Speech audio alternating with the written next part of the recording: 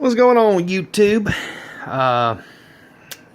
This is my second video. I did a 1080 Ti rant video, and you know, it was regarding to just a limited supply of 1080 Ti cards out there.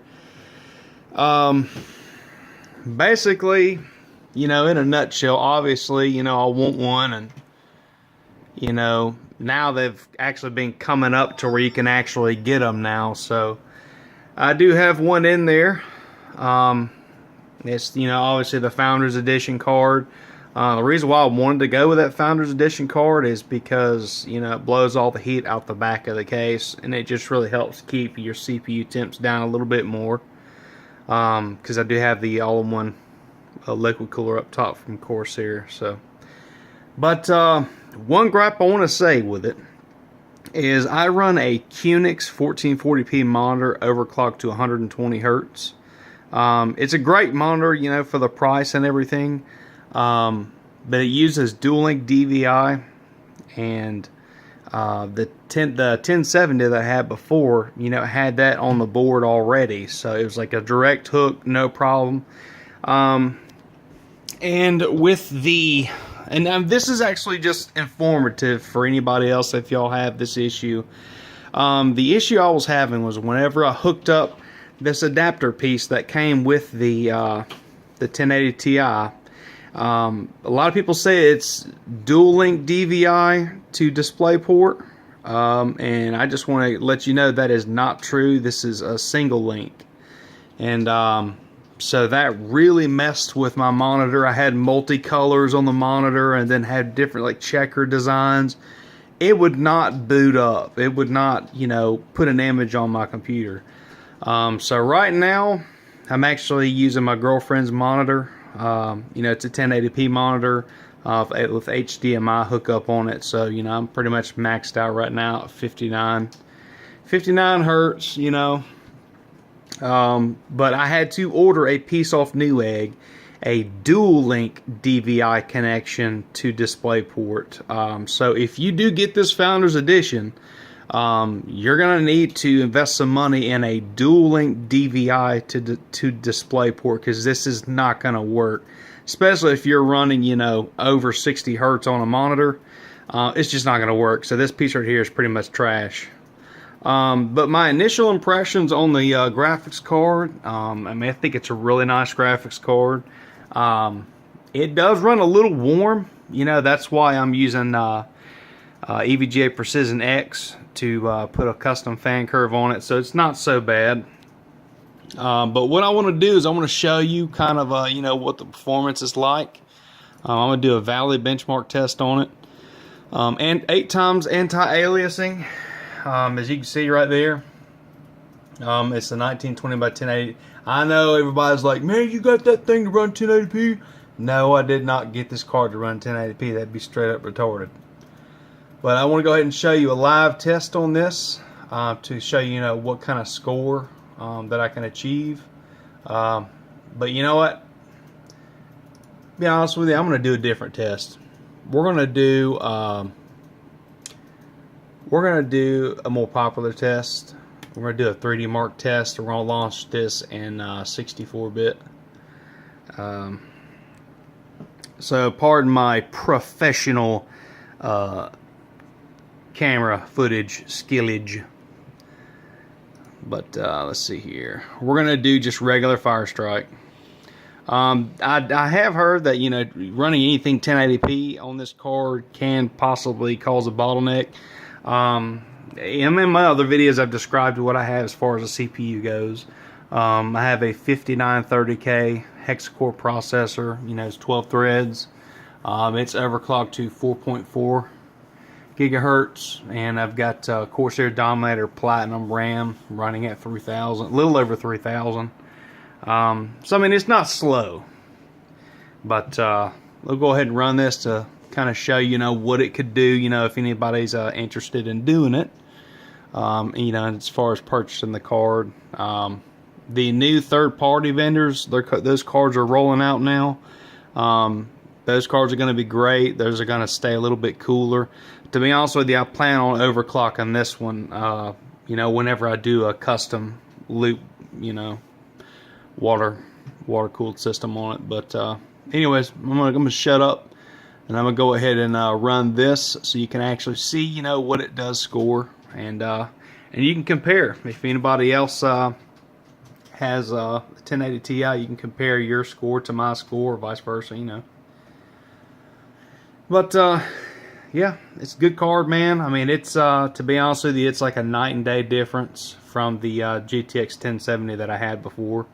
I mean, I'm really impressed in the card.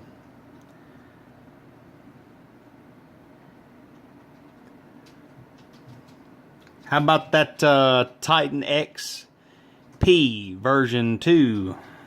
Talk about freaking stepping on Titan X owners' dicks twice. Nvidia, man, y'all kind of fucked up on that. But see, you can see the frames down there at the bottom. If the freaking brightness will let you. See, that's basically what it's running at, you know, 140 something, 150 something.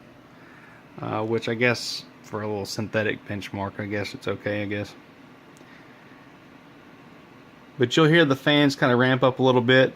I've got it set to, you know, when it reaches 70 degrees Celsius on the card, it's going to push the fans up to about 80%.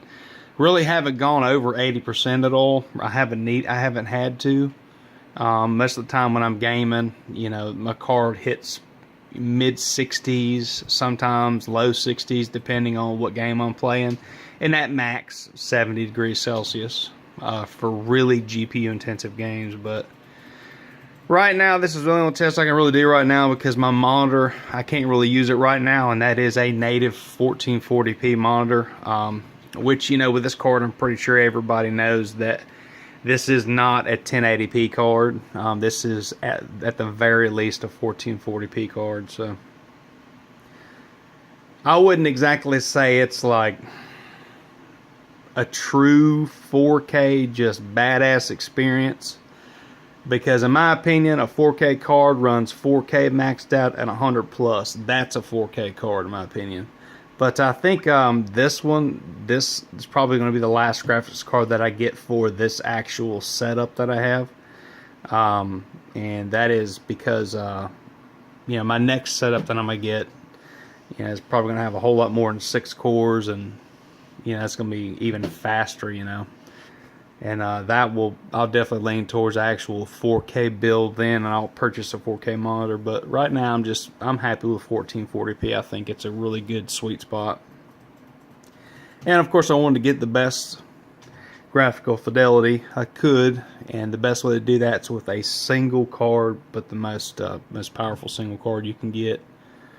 But as you can see right here in this last little setup, I'm like in the 40s. And then, like, whenever it gets closer to the end of this, it'll jump right back into the 50s. And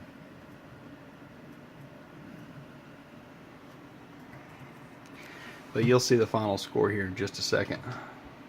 But yeah, really nice card though.